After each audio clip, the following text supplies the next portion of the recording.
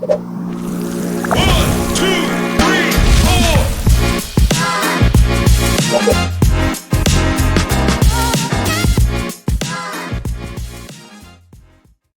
this it? Is this the beginning? I think so. Yeah, we've got timers and stuff, haven't we?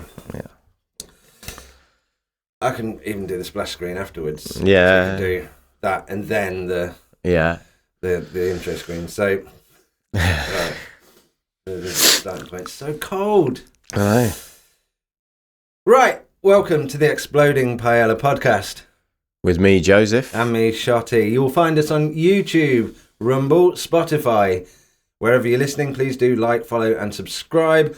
Also, check the description for more information where you'll find our Patreon page. And if you head over there, you'll get access to exclusive content. Welcome. Hello. How are you doing? I'll just note that my ability to act off cues is the same in podcasts as it is with social cues. So quite often I will do or say the wrong thing at totally the wrong time. You'll get better at that. It's all Not socially, practice. I won't. No. After this many years, I'll remind you. Don't worry. Thank you. I will remind you. Thank you. Now, it's freezing today. It's cold everywhere. I don't like it. We've both got a coffee to try and sort of keep us warm, I suppose. Yep. It's not been much fun in the UK this week. No, it certainly hasn't. I had let's do this, make sure that everything's bloody hell, what's going on here? Okay, yeah, I had a fight with a polar bear this week. Yeah, how'd it go? It's all right. Well, we were kind of on an iceberg and it melted, so it got split up. And then, so I would have had him though. You weren't sort of shouting anyone to hold you back, sort of? No, it's outside B&M. Well, where else would you? And yes, but it didn't end well. And his sister came round to apologise. Oh, really? Yeah, apparently, she's bi. Okay. Yeah. So, interesting. Anyway, bipolar bear. Doesn't matter. You missed that one. Here Right. we go. Here we go. I've been waiting to do that joke all bloody day. New timer. Yes. Explain yourself, Joe. I mean, does it need any explanation? It's a rather beady looking chicken. We had issues with the original timer. Chicken. It Yeah, wasn't timing correctly. Yeah, but we'll keep hold of it just in case. I mean, with all the best will and intention, you tried to fix it, and it still wouldn't play ball. But I think it was my fixing it that broke it Oh. for an eternity. Did you go with the original sort of mafia style fixing and broke it? Yeah, basically. So we've got a new timer. You do the honours. Keep it under an hour. Let's have a look. Keep it under an hour. Under an hour. Yeah, whatever that is. Just marginally under an hour. Just marginally. Well, weirdly, And that will do the job. it only goes up to 55 minutes. You're joking? Well, no, that's the last marking on it is 55 minutes, which makes who has a timer with 55 minutes on it? That's only good for certain things, isn't it? Yeah, it really is. I mean, eggs, not so much. Well, you could do 11 eggs. Is it 5 minutes? Is it? I don't even know anymore. No, I think it's 3. Depends how soft. Yeah, we're going hard-boiled, runny egg. How soft do you like the yolk? Oh, I don't know why I've left that up there. That's bizarre. That's all right. It might fall off. So, yeah, we've got a new timer. Let's see if that works this time. I am definitely more on the ball this week than I was last week. You sure? Yes, 100%. Well, I've actually been to sleep this week. That's a bonus. Which is a good call. Yeah, which is something different for me. It's something I like to do every day. Is it? Yeah. Every day? Yeah. Not sure about that. Sometimes it spans 2 days. Oh, okay. So, yeah, I'm definitely a bit more on the ball. Yeah, and also I think last week... let me clear my throat. Last week, I was still trying to remember what we covered in the first one because... it was just kind of annoying that first one, like, you know what I mean, didn't work out because, again, it will be on the Patreon page, just the audio. But it was like, because it was actually quite good for a first one. Yeah, it was. We managed to cover, like, quite a lot of interesting things. And it was like, oh, that's a shame. Because you can't, if you do it again and you're trying to remember... you're almost forcing it then. You're reading from a script in your mind, and that's not exactly what we intend to do, is it wouldn't work, and that's the whole point, like you say. It's just, have conversations, see where it goes. If you're trying to constantly remember what you've talked about before, etc., it's just not gonna. Yeah, I just didn't want to waste it, but the chances are it'll probably come up again. Probably, yeah. I mean, I have this ability to not be able to remember anything, so it's fine because I don't know what we talked about a week ago, 2 weeks ago. No, yeah, fair enough. The other thing I was going to say was, so the first episode's been uploaded. Yes. So obviously, if you're watching this, then check out the previous episode, which is kind of like the first one, but not. Yeah. Again, I think it was a little bit sort of slow starting. The Kanye West thing was amusing. Yeah, and as I say, it led me down a rabbit hole, and I've spent the last week laughing at various different phases of Kanye West clothing, which made me feel terribly amused, but also a little bit sad because I felt a bit bad for him, you know. Right, okay. I mean, at one point, he looked like he was dressed like an extra from Starship Troopers. And I was just thinking, again, why? But there you go. We'll come back to that. I don't want to make this podcast just like purely a Kanye West podcast. Yeah, just making I wonder how that would go. The victim. Yeah. Although I'm sure he'd love it. That's why he does these things, because he wants to be brought up in conversation. Yeah. He wants to be relevant. Yeah, there you go. Although I haven't heard from him in a while. No. So what's going on this week then? What do you know? Interesting week as always. Been busy. Interestingly, after last week making a joke about whether Donald Trump was, up to anything in the Epstein files, them having that vote this week. Right. I found that hilarious because obviously they pushed it through the House of Representatives immediately to the Senate. Right. It then passed, I don't know the exact number, but it was 497 to 1. I thought, imagine you being that one guy that's voted no. Everyone's going to be going, you're in that. You're 100% you're in that. Is that really the numbers? Yeah. Okay, yeah. I didn't know And that. apparently, I've not been keeping up with it. But. Yeah, I don't know what's happened since. I think that was 2 days ago, and now maybe it's just down to Donald Trump to veto it or let it go through. But, I mean, it's not like, how could you veto it now anyway? Even if it wasn't damaging to anyone you knew or yourself and you were happy for it to come out, but you wanted to change some of the wording in...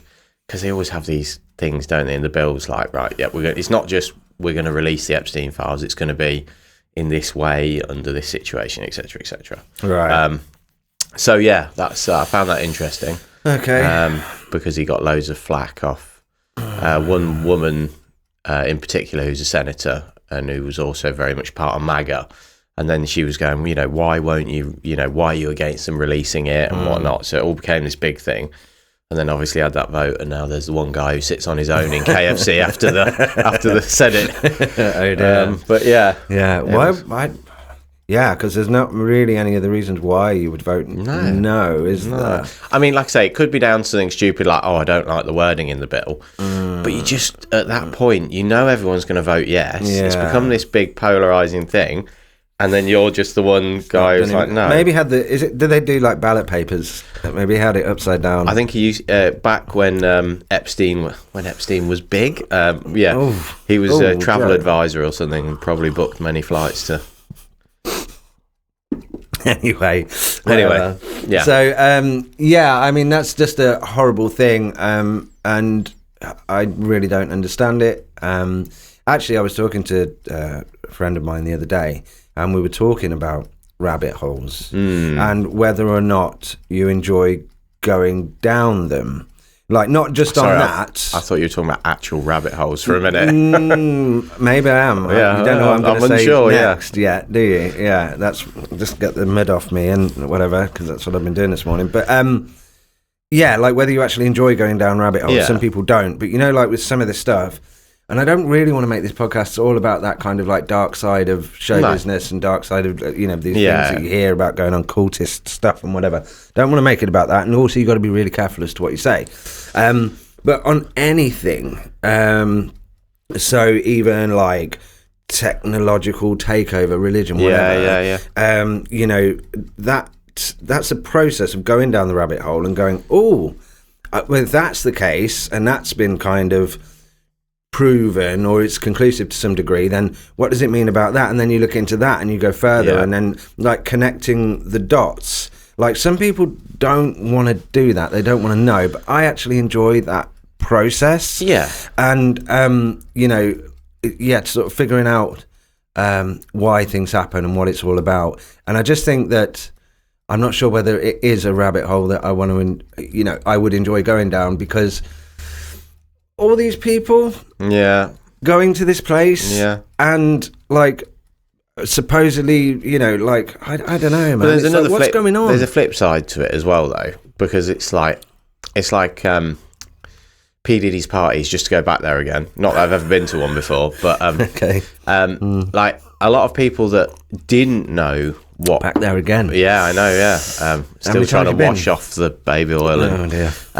No, you smell nice. Yeah, thanks. A lot of the people that didn't know what he was up to would have gone, because it's like, I've had an invite to P Diddy's party. So although Epstein was a little bit different, because there's still a lot of conjecture about where Epstein's money came from, and he got money from weird places, and they trace some, like this one particular, I forget his name, like hedge fund guy had sent him $160 million. Let's not mention any names. Yeah. Let's not mention any names, okay? Yeah, just because, it's all allegedly, I guess. And it was, they traced this money, and apparently it was down to his financial advice he was paying him for.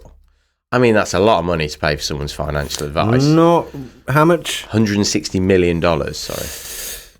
Just for one session. I don't know. I mean, because I know I've heard, and again, I won't mention any names, but he's a speaker, life coach kind of guy. But he talks about the fact that there was one guy who paid him £1 million a year, just to talk to him on the phone, once a year. Yeah. And also, I'm glad you said on the phone and not on the toilet. Or it's but not even in person. Yeah, is what I mean. And he also said if his business is doing well, he gets a piece of that as well. Yeah. So people do pay. I think that's quite common in £1 million a year just to, and he probably speaks to him once or twice a year. You're doing great. You're having a great time. It's all going to be fine. Yeah, I suppose it's just to have that thing. So that's not ridiculous in that sense, is what I'm saying. But yeah, I mean, had you not known that he was a whatever he's purported to be. So what you're saying is that with all of these things, and let's not mention any sort of names or whatever, bloody cable issues again, that you think there are some people that end up in that situation, that are actually innocent, and actually totally unaware, and they go, oh, I've been invited to this place, and then they go, and even though they probably associate with all of these people and they're in those circles, there's no way they've heard anything about what's kind of going on. Well, I think it's more likely, you're gonna, people that are in those circles, you would imagine will have heard the rumours, but people that are just on the edge of it. So I don't know, say you're an up and coming business person, right, and you got invited to Epstein's Island, and you've only been in that world for a few years, you may not have known anything. Right. I can't believe that everybody knew that. That's what I mean. That was my original point. That's why, I'm saying, it's a horrible thing to have to consider. The amount of people that have supposedly, and not mentioning any names, been to this place. It's all of you, but then also, every single one of you. Yeah, but then there's a flip side to that, though, because if you did get there and you were seeing shit going on, well, or girls going around that look very close to the age that they shouldn't be there, you would surely be like, no, I'm out of here, but then you'd be on the logs having gone there in the first place. And then I suppose, but also it's an island, so you can't really get off there. Jeffrey, I'm not, can I leave? No. You know what I mean? It's so it's a bit of a funny one. It's not amusing. That's my point. No, it's not funny. It's sickeningly horrible. Yeah. And again, with some of these rabbit holes and some of the things that you see, and then we'll kind of move away from this, is that apparently there is this kind of in the upper echelons, I suppose, this kind of cult society where it's I don't know, there's, whether it's true or not, but they come about what do you call it, rituals for initiation rituals and stuff, where they have to do these kind of things to even be in that A-list celebrity place in the first place. And then the more you look into that kind of thing, or the more stuff gets, not looking into it necessarily, but the stuff gets presented to you, and you look at it and you go, shit, is that really real? Yeah. It's It's a horrible thing. It's weird though, because you think like with social media and how much is available now online, you would think that people like that couldn't exist in the same way they did 15, 20 years ago, because it would all get outed in no time. Which would make you think, oh, well, people must not be up to the same things they were up to in the past, because surely we'd know about it. But then it's like, if Jimmy Savile existed now, would anybody be talking about it immediately the first time he visited a kid's hospital rather than waiting until he died? Yeah. Who knows? It's tricky. Would things have got out sooner because of the internet? But the thing is, it's like what you had before the internet were people publishing books. I mean, like David Icke and stuff like that. People read his books. Then he gets like, oh, this is nonsense, the guy is insane, blah, blah, blah, so nobody else, or other people read it and they don't give it any credibility. So people were probably sort of writing about this stuff and trying to put these things out there. But there's more, I guess, the thing is, there's so much distortion, there's so much confusion. Like, nobody really knows what's real anymore, and that is getting worse. Oh, yeah, 100%. You know what I mean? And it's like, even now, it's going to get even worse. I watched a video the other night on TikTok, and it was this guy, TikTok, I said that like a clock then, didn't it? It's really loud. It threw you off. And I watched this video, and it was this guy talking, and it was the first one. He was basically he was talking about high blood pressure. And, I've seen some of them where they talk and go, like, if you've got fatty liver, you can take this, blah, blah, blah, do this, and in 2 weeks, you'll see, and you like go, yeah, it's blatantly AI. This one, even though it's not blatantly AI, a lot of people would watch that and not be able to tell the difference, but you can kind of tell just from the way they're moving. This one, he was talking about high blood pressure, and there was a product for sale, and I really had to watch this, and I honestly couldn't tell. I honestly couldn't tell. The only thing that made it suspicious was the backdrop was like a science laboratory that didn't make sense. Do you know what I mean? It was like, it really was like this stainless steel table and then a blurred out background. It could have been a green screen background, I suppose. You could have been sitting anywhere. But why would you do that? Well, it'd be so easy to just rent a classroom or a medical, something at university. I see what I mean. Like, but in the background, it's like red and green, like bottles without labels on and stuff. It just looked like something out of Resident Evil. But the guy, and what I was trying to observe was the breaths in between, because that's one thing AI kind of gets wrong. It doesn't breathe in the right places and stutters on certain words. But this guy was kind of emotionless, but it was so real. I honestly didn't know. It was the first time I've ever had to do that, and I'm like, I can't tell whether that is real or AI. It's the first time. It's really weird. I did. There was a thing online the other day, and it's like shows you loads of pictures and pick the AIs and the fake ones, and they're all quite zoomed in images. Right. I say video clips actually. So it'll be like someone making noodles in a wok, and it'll be an AI version and a real version. Yeah. And every one I could pick. Okay. But I thought, well, that's quite straightforward because you zoomed in quite close up. If there's things that aren't quite right, you're going to pick them up. But in a big image with a person, loads of different things going on, it's going to be harder to spot the what do we do? So like for instance, with deep fakes, they now have to, every time the AI gets better at making deep fakes, they have to then make another AI to pick up the deep fakes. So that AI will look at a bunch of real videos and then a bunch of deep fake videos, and it will find the very tiny inconsistencies. Okay. So it's got markers essentially of what to use to pick up deep fakes. But then it's like cybercrime. Someone will make a virus, so an antivirus company will figure out how to stop that virus, and it's that back and forth constantly. So you have to have that back and forth because one's always getting better and then the other one has to get better.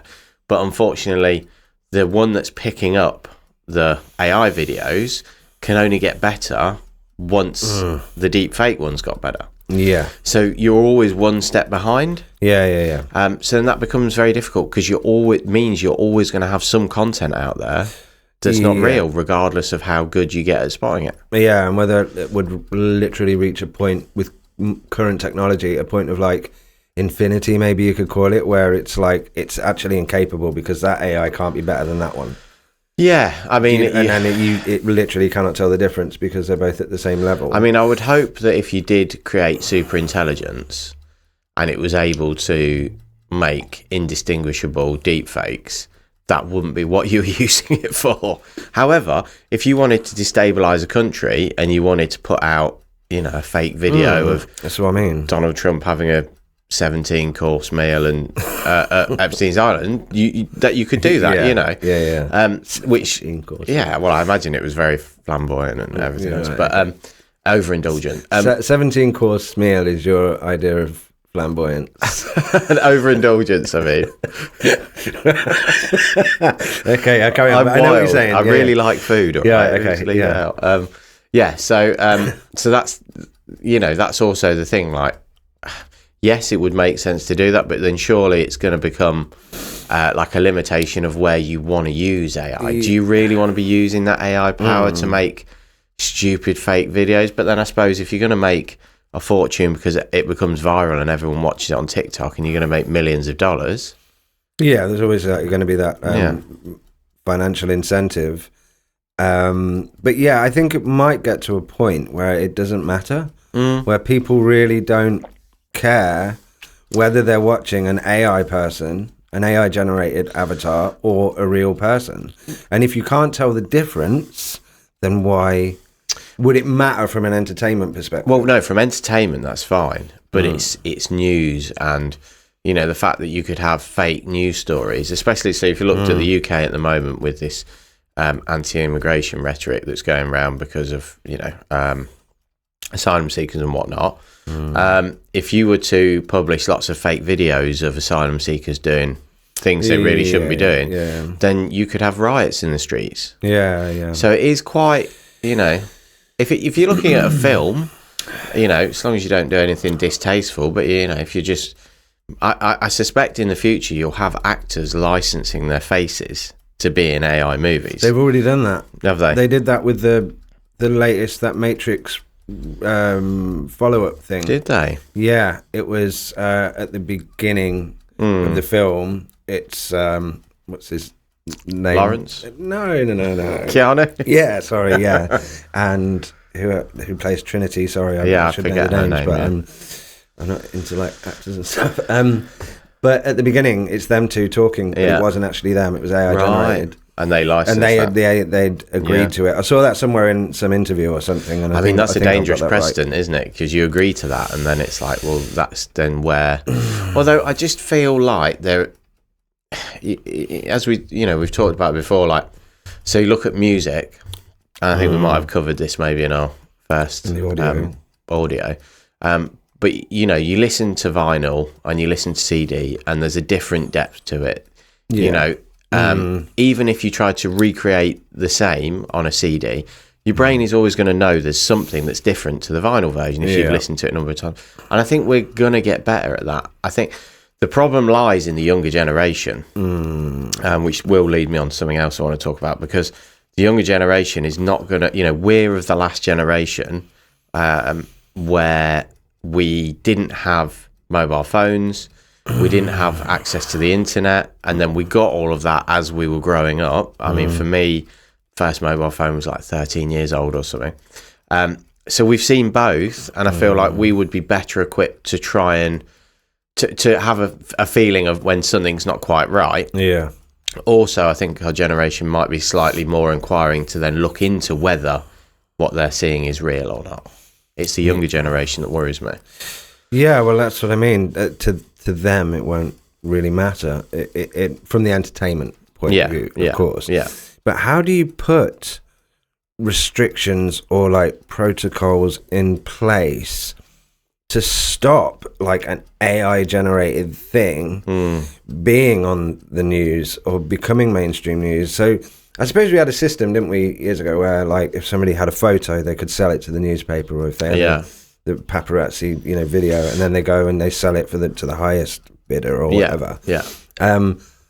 So if they come up, they've got a video of XYZ scenario happening, and they try and sell it to the media machine, And then how They would how have are they to- going to discern? Well, they'd have to whether verify it some way, somehow. I with mean, technology. yeah, I imagine you're then going to come down to like, there must be a way to add, like as you would have date stamps, time stamps, all these kind of things on videos, Right.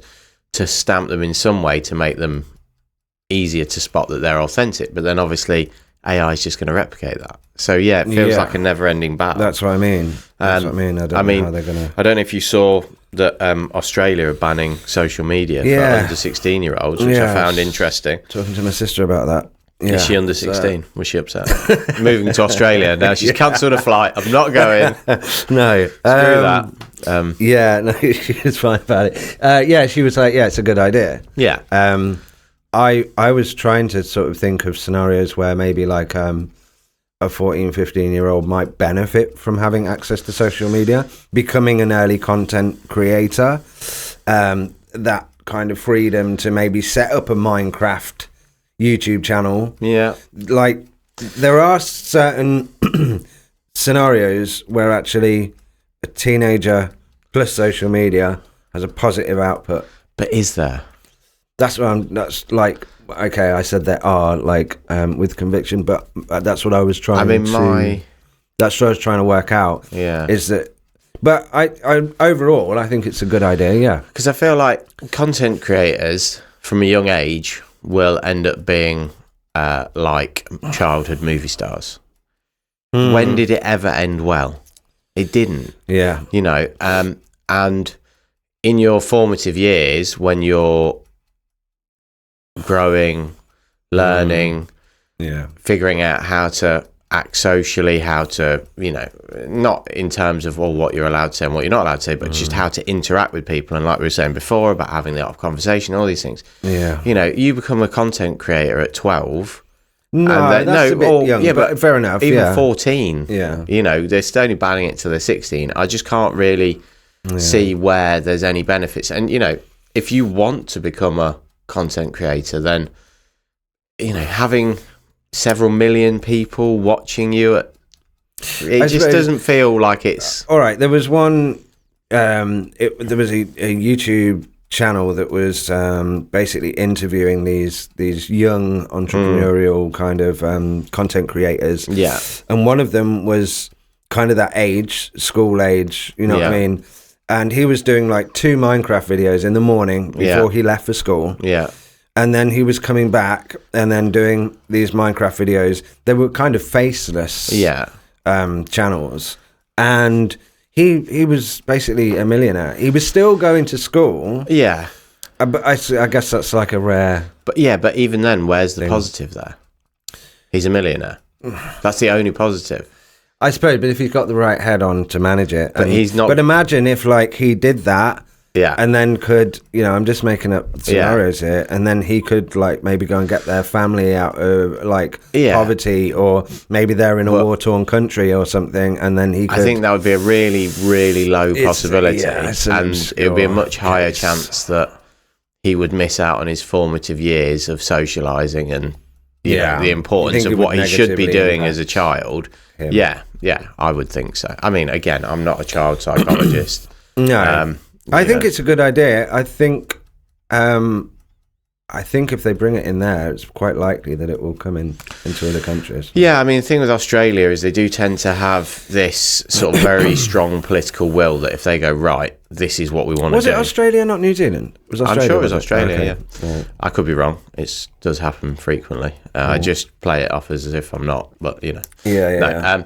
And also, if you were to look at the way that kind of kids are being reprogrammed, I don't mean that in like a conspiratorial sense, but like, watching TikTok videos because of the length of TikTok videos, and it's kind of reprogrammed to the short attention span, and all this kind of stuff. It feels like, well, by the time they get to 16, they're then old enough to vote, drink, have children, smoke. You are more equipped to make a decision that makes sense. And I guess I just have this feeling that social media can be very damaging for some people, and especially if you've got issues. I mean, at a young age, quite often you don't know what your issues are. No. Most people learn about themselves when they're in their 20s, 30s, you know. So, you know, if you've it's contributing to a lot of issues, like you just said, attention span. Yeah.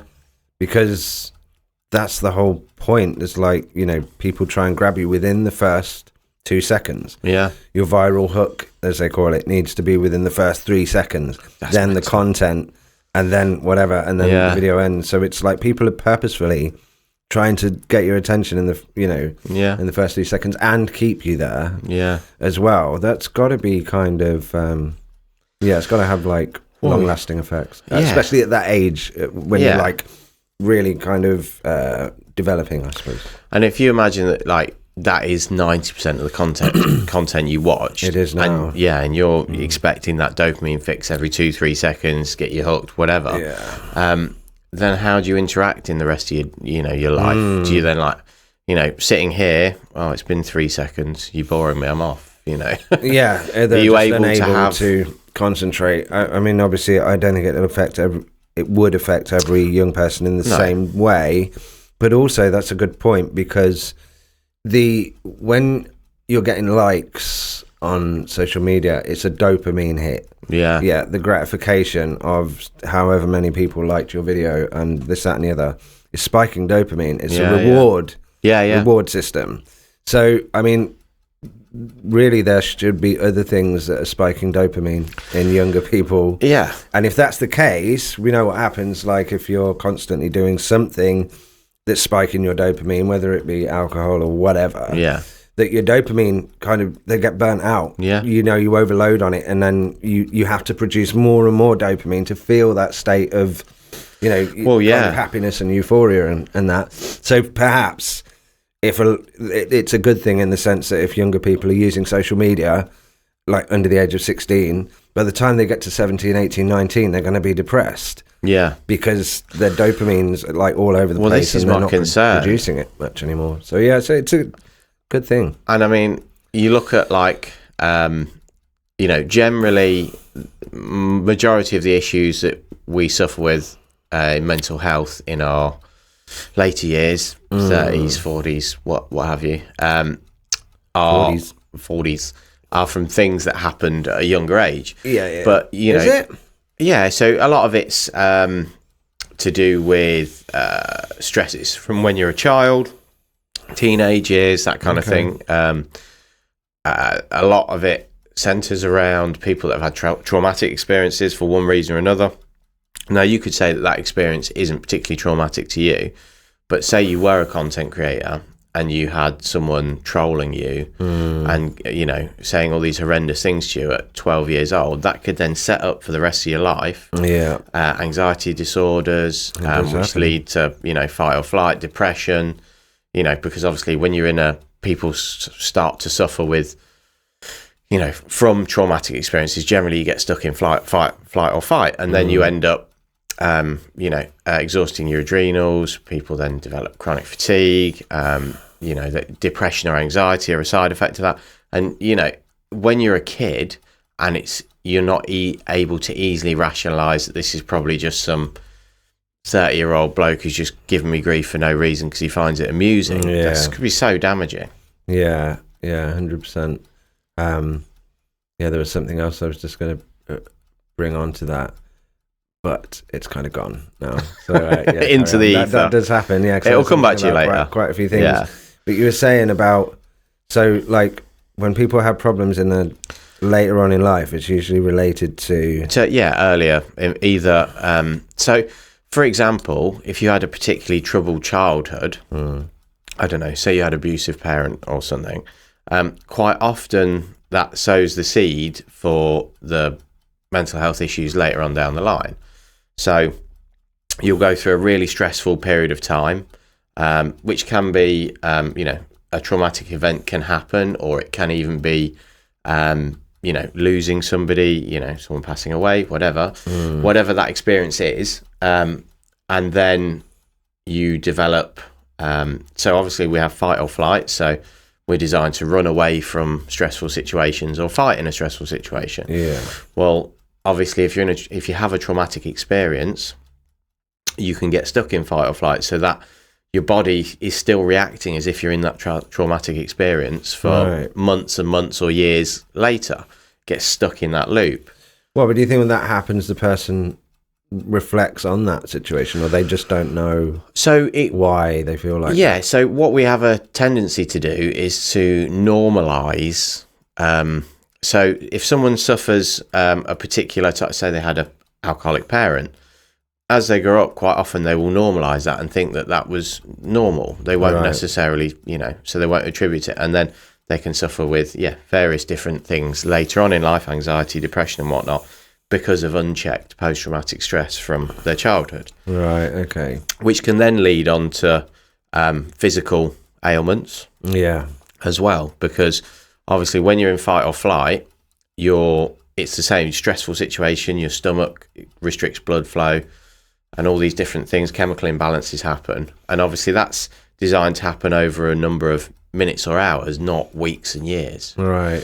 Okay. And you could give someone a blood test who's, say, been suffering from chronic fatigue for 20 years and they've ended up in a situation where they're in a wheelchair, and all the tests in the world would say that there's nothing obviously maybe wrong with them. Right. But because the system has been in stress for so long, it doesn't operate properly and starts to shut down. Yeah. And then you end up with these ailments that, Right, that come from that. Yeah. Okay, that's interesting. That's not something I've really ever thought about.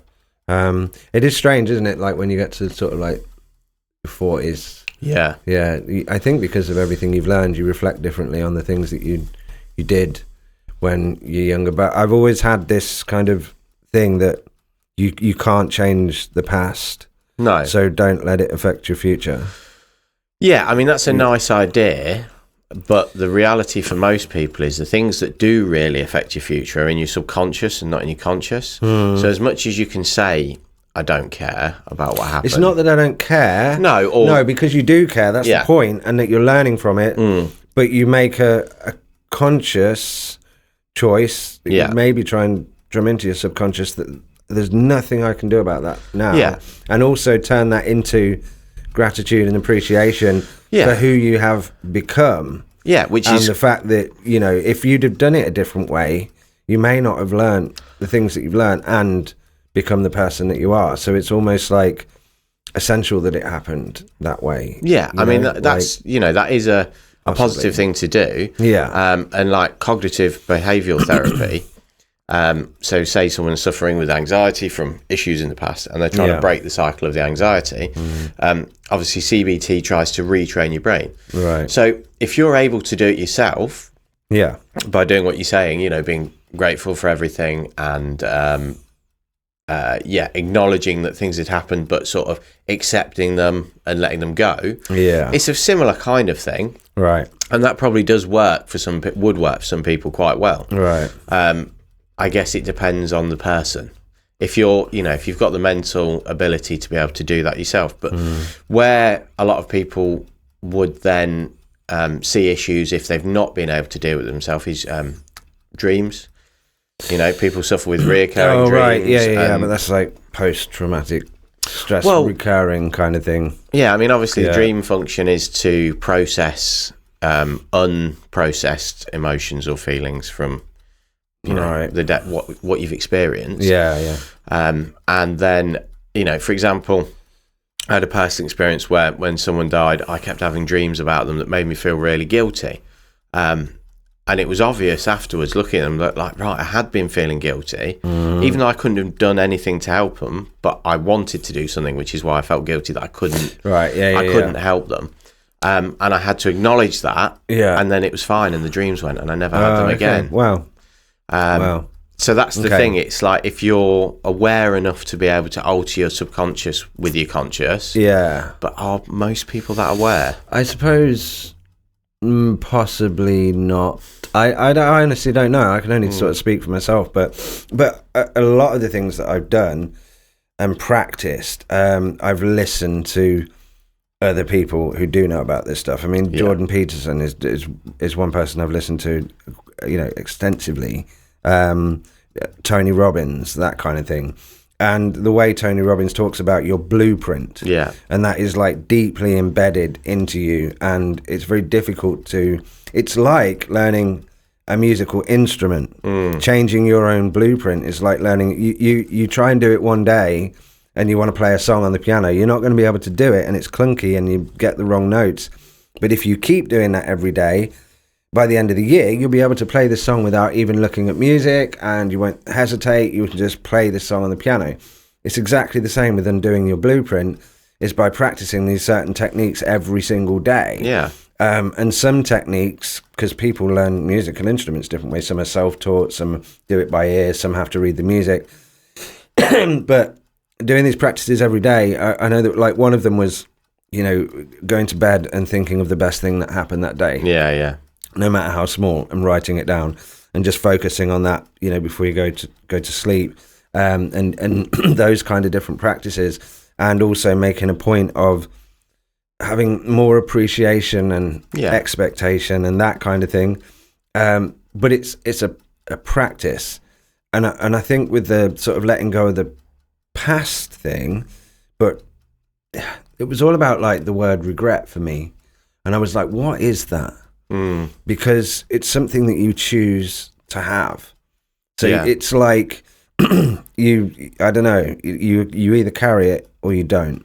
You can, but it makes no odds to you if you don't carry it. Yeah, yeah. Do you know what I mean? The only thing is that it's like you've got more energy free to do more good things with. Yeah. So that's when I kind of visualized it like that. And I must admit, I always try to do that, like visualize things. Yeah. So, and perhaps that helps, because that's then going into your subconscious. If you feel like you're physically carrying something, and then you decide to go, I can't carry that anymore because it prevents me from doing more for other people in the future because I'm constantly carrying this thing around. Actually putting it down, and that kind of sort of imagery, like symbolizing that, and then you feel lighter, you feel like you've made a decision, and then you can go forward and use that remaining energy now, direct it at something better. But I totally. But what you've done there is essentially like took therapy. So by watching these videos, yes. So you imagine if you hadn't watched those videos, you wouldn't be able to not necessarily process any of that stuff. Or no, because what you've done is took several of they've given you several of the techniques that therapists would give you to overcome like stressful or situations or whatnot. So visualization, I imagine they've taught affirmations of saying, so these all of the tools. Repeating, it's repetition. Yeah, that's it. Repetition is the mother of skill, apparently. That's it. And actually being able to process your thoughts in a certain way is a skill. Yeah. And you have to develop that. Well, that's what they do. They teach you to be subjective about your own thoughts. Yeah. So think about this. Are you thinking about this in the right way? Reframing it.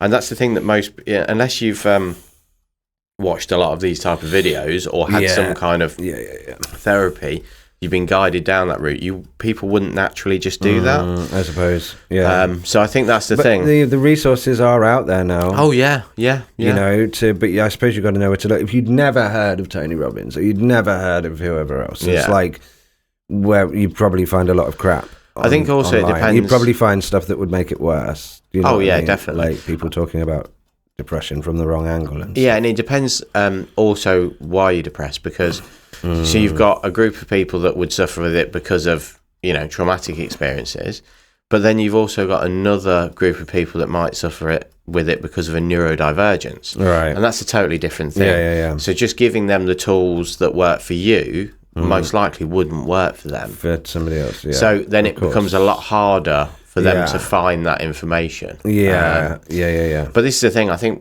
like after so many years of like when we were at school, no one was really, you just had problem kids, they probably had ADHD or other neurodivergences, but they were just labelled problem kids. Yeah. Now they're starting to acknowledge that, and they're trying to sort of work their way through how to test for these kind of things. Yeah. And one of the issues for a long time was that all the testing was worked out for boys, but yet women with ADHD are totally different. So they might have the same neurodivergence, but it maybe comes out in a totally different way. Right. So they're still trying to figure out how to accurately, work out what's what. what. Yeah. And that's the thing, it's such a, again, everyone's different. And that's the thing with like, if you try and take therapy or you look at self-help stuff, it's like, you've got to find what works for you. 'Cause it's so difficult. Yeah, fair enough. I'm I feel quite lucky. I've never really had or felt like I'm going to have a midlife crisis. When you were younger, yes, midlife crisis sounded so scary. You heard it talked about, didn't you? Yeah. But yet you didn't know anything about it. All you knew is that people bought motorbikes and did weird things. Midlife crisis, because a crisis is like war-torn countries is a crisis. So why do we have this midlife crisis and the majority of people have it? I've had my closest experience to a midlife crisis was the other week not being able to find a butter knife. That was one traumatic. And the other midlife crisis was when I put everything in the dishwasher and I put it on and it came out and it still wasn't clean. Did you immediately have to go and watch a Tony Robbins seminar afterwards? Afterwards, I had a real bad day. But to me, that was that's the biggest extent of my what I mean midlife. Don't get me wrong. This year has been shocking and sad and terrible. Yeah, but that's what I figure. Because of obviously things that have gone on, that's what I figure is like that's a normal response. That's not. Whereas I see a midlife crisis as you get to this point. There's not really anything to complain about. No. You've made all of this stuff, whatever it is that you've got, and you're in this situation, but all of a sudden there's nothing actually wrong, but you're having a crisis, and you have to go and buy a motorbike or a Jaguar, or whatever. What I don't understand. But I've never had that. Maybe I'm yet to experience it. Well, see, the way I see it, but that is a good point because that means I'm not yet at midlife. No, well, I think it's not about it's not about how old you are. Is it not? No, it's got nothing to do with that. I don't think, anyway. Well, how can it be the middle? Because it was most commonly that men in the middle would have a crisis around 40, which was roughly how long, half your life. So actually you could only statistically say it was a midlife crisis when you get to the end of your life and go that crisis occurred directly in somewhere around the middle. 1972 when I lost my wallet in Debenhams, that was my midlife crisis. Debenhams. Why did that spring to mind? I don't know. Oh my gosh, it's gone now, I think. Or is it? I don't know. It might still be there. Anyway, yes. So for me, it's like that is when people most realise that their life is unfulfilling. So the crisis is, I grew up, I was sort of told, the narrative was, get a good job, have a family, buy a house, get a nice car, and you'll be happy. And then you get to 40-something and you go, but I'm not happy, and I've got all these things. That's generally when people... Right. And that's what it is. So then they have a crisis of, what do I do? So then they go out and buy a fancy car, or they change something about their lives that's drastic, Right. But a lot of the time, the crisis isn't actually it's not really existential. It's not. Well, I suppose it exists in their world. Yeah, in their world, but it's a crisis. But in anyone else's world, they'd go, what do you mean that? How is that a crisis? Right. Okay. So it's just weird terminology. Maybe I shouldn't say it because maybe I'm still yet to have one. Well, if you look at what you... But I can't see why. If you, I don't know, I'm talking about something that I know nothing about. Yeah. But if you look back on your life and go, I'm so grateful for everything that I've done, everyone that I've met, all the experiences that I've had. Yeah. My family is amazing, and you look back and I'm so grateful for that and it's got me here. I don't know. It would be impossible to have a midlife crisis. Would it? So that's my question. I think it becomes, it is because we're not grateful for what we've got. Right. Which is a skill. Yeah. One of my neighbours, she is incredibly good at always being happy and always being grateful for everything she's got. And even when things are difficult, she's still smiling. Yeah. And I think, well, how nice is it to be able to go through, because you get to decide whether on a daily basis you're sad or happy. Yeah. And obviously, as you said about, repeating the same thing. Yeah. You repeat being happy for so long that then even when things are bad, you're still relatively happy. But that's the thing, most people, they're not happy. They think that all the things they were told they should have and should want would make them happy. Yeah, I mean, things like sadness and that's a response. It's an emotion. It's like that's kind of combined with your thoughts or what it is that you're sad about. But that's not the same. Do you know what I mean? No, it's people like, because you can be sad. Yeah. You can be very down. You can maybe be angry, bitter. Yeah. Those kind of things. I don't think it's possible to go through life without. That would be weird. Yeah. Do you know what I mean? You're like just totally emotionless. Yeah.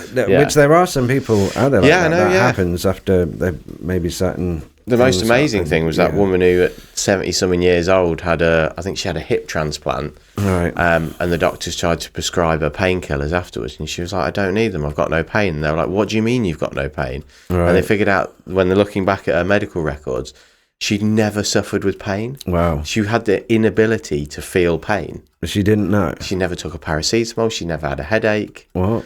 Yeah. Okay. So bizarre. You see, but that's dangerous because if you do, pain is there for a reason. Because if you obviously you walk past something and cut your leg open, you need to know about it so you don't bleed to death and stuff. Yeah. So in that sense, she was obviously very lucky. Yeah, I don't think she was particularly a risk taker. No. I don't think. No, she wasn't wielding chainsaws on a daily basis.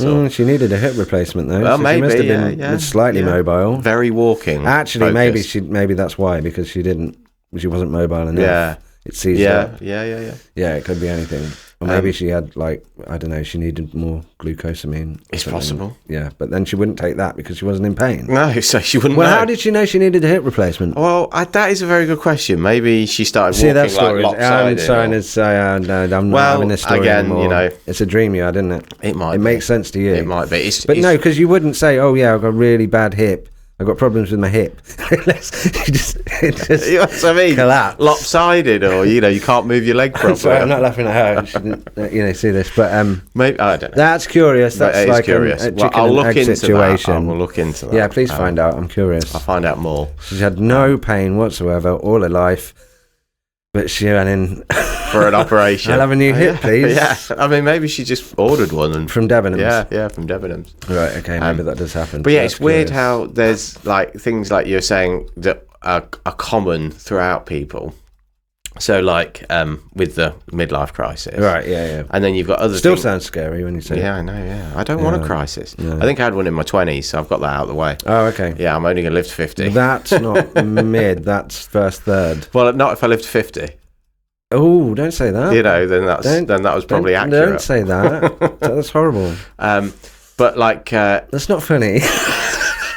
Well, I know I said it, but like that's not funny. But no, let's call it like a quarterly crisis. Well, yeah, 100 maybe. Quarterly crisis. So, so things that are common to people around the same kind of age, but then it gets you on to other like mental things that are common, like the Mandela effect. Oh, I've been looking at that. I'm not convinced about that anymore. Yeah, I know. When I first started looking at it, and you're like, and then you're like, are you just being persuaded because now you're seeing it? Here's one that this guy was adamant was like a really shocking thing.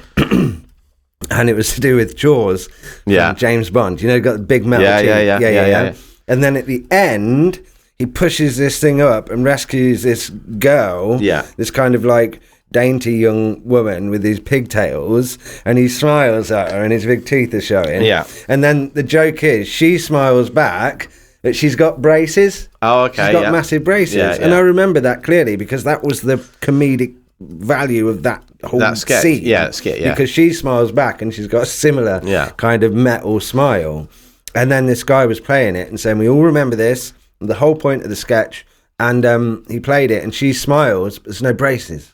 Oh, and he's weird. Like, and everybody in the room has gone, yeah, but like we all remember she had braces, and he was going, this is because the timeline's changed and the Hadron Collider and blah blah blah, and we're all going to explode and this, that, the other. And like when you looked into it later on for sort of PC reasons, they took them out. Like one reason that they took them out of the like extended blue whatever edition was because they didn't like the fact it made this young woman look young, right? Like very young. Yeah, you know what I mean? Yeah. Which was like kind of weird. Yeah. And also they used a clip of it on an advert or something for something, and that was another reason why they edited out. God, yeah. The braces. And because when I watched it, I was like, no way. Yeah, I remember that. Yeah. Why would she not have braces? Yeah. That was the whole point of that scene. Something's happened. Yeah. And this adds up to all the other things. Yeah. But then there was an explanation for it. And it makes me feel like there was an explanation for all these others as well. Even though the Britney Spears headphones thing is weird. Yeah. When you watch that, she's not got an earpiece on anymore. And it would actually, people might not actually know what it is we're talking about with this. Yes. The Mandela effect. Yeah. If you check it out, it's basically like the timeline has slipped. The short story is the timeline has slipped due to something they did with the Hadron Collider. Yeah. And it's the theory of this kind of genius young boy, isn't it, that he's come up with this idea that basically this timeline did implode due to like the kind of black hole activity. Yeah. But because it's consistent, a new timeline has started, which is why when you go back and look at events in the past have changed. It's why the Mandela effect is because some people remember him, was it dying in 1998 or and something? other people remember him being released from prison. Yeah, and yeah, people, it's there's something like along those conflicting lines. stories. Yeah. But the Britney Spears one with the headset, Yeah. like if you look at those videos now, she's got no earpiece. Yeah. But all the dolls and figures that they sold all had her in that red kind of like leather rubbery thing, whatever it was she was wearing. And all those dolls have got the earpiece on from the music video. Yeah. But when you watch the music video, she's got no earpiece on anymore. So what? Like that's a weird one. And also the fact that everybody remembers the Britney Spears "Hit Me Baby One More Time." She had a grey like plaid skirt on, like a checkered skirt. Yeah. Now when you watch the video, she's got a black skirt. Yeah. And Pikachu's tail is the other one, isn't it? Yeah. Had a black stripe on the it. Monopoly guy with The his Monopoly monocle. guy with the monocle. Yeah. That's not there now. Yeah. But I do remember. Yeah, well, that's what the I fruit thought. of the loom having a basket, and not just being a bunch of fruit. Yeah, yeah. That was another one.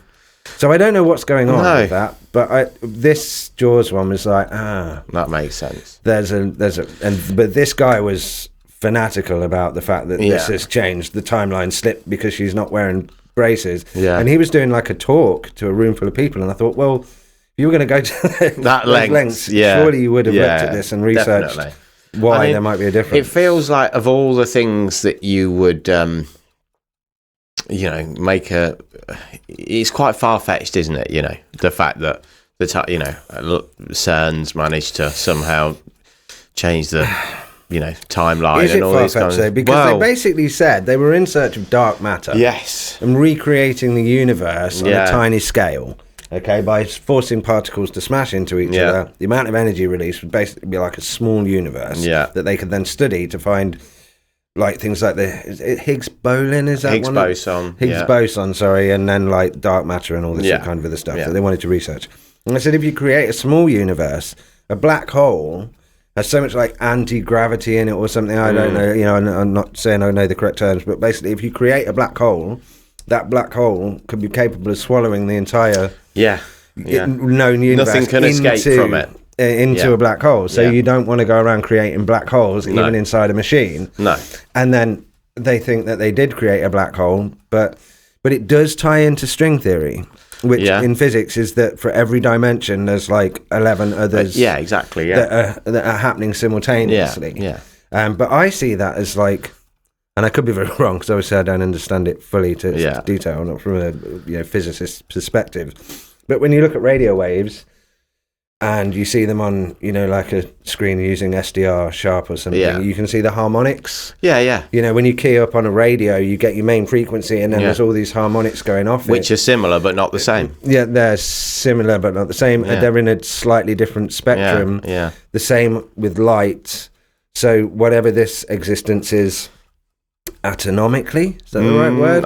Molecularly, I suppose, whatever. Yeah. From a point of view of matter, they would probably have harmonics from their strongest point. Well, everything, no matter how big or small you go, looks the same, and it's all resonating at a particular. It's all energy. Yeah. It's frequency. Yeah, frequency. Yeah, so. which is part of the. That's another conversation. But that's interesting because it's like you would think if that had happened and that was the explanation for the Mandela effect, there would be other signs. There would be a large amount of people thinking, because they're all very small, obscure things, really. Yeah. They're not, you can't say, you've had no one come out and say, I remember going to France as a child, and we had a dog, and now the dog's not there. Yeah. Why would it be such tiny, obscure things? There would be other things that had changed. Yeah, why? It's never something within your own life.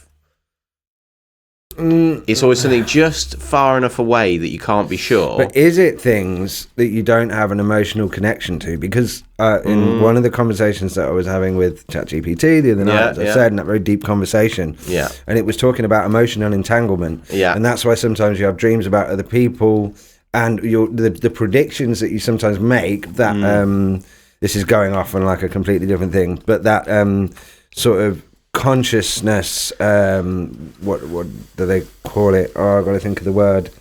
Preempting, what's the word? Like premonition. Yeah, but that wasn't the word it used. It will come to me. It's because of emotional entanglement with people that you are close to. Yeah. So perhaps because of that entanglement, that's something that can't be undone. So anything in your personal life I see. might not be. Yeah. I can't think of the word, but I will think of it. But anyway, that's like just in answer to your question as to why people's dogs aren't disappearing. Oh my word! There we go.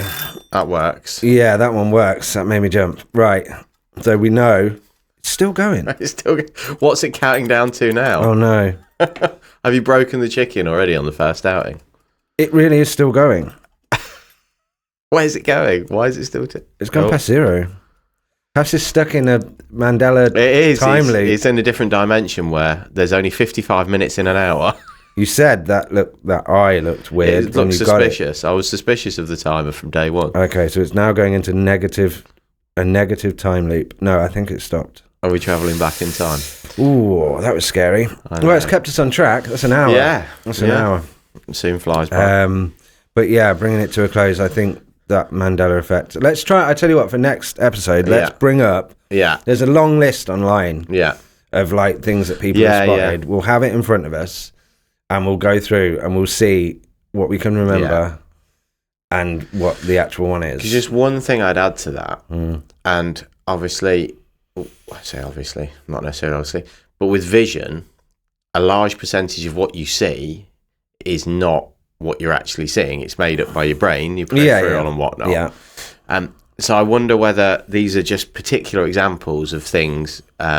Obviously, remembering when Mandela died, that's a different one. Mm-hmm. But like with the visual imagery ones, where it's just people are, because of the way our brain's wired, you're predisposed to come to similar kind of conclusions about when remembering things. Yeah. But we'll talk about that next week anyway. Yeah. Let's keep it around about this time because it'll make it easier to edit and upload. Thank you very much for watching and listening, and that's it from me. And that's it from me. We'll look forward to seeing you next time. We'll be back soon. And now here is the new Exploding Paella splash screen, which Vicky said makes it look like a cookery show. Well, maybe that'll come later on. Yeah, well, we might work on that, but it will do for now. But anyway, yeah, that's it. Right, take care, and we'll be back soon. Goodbye.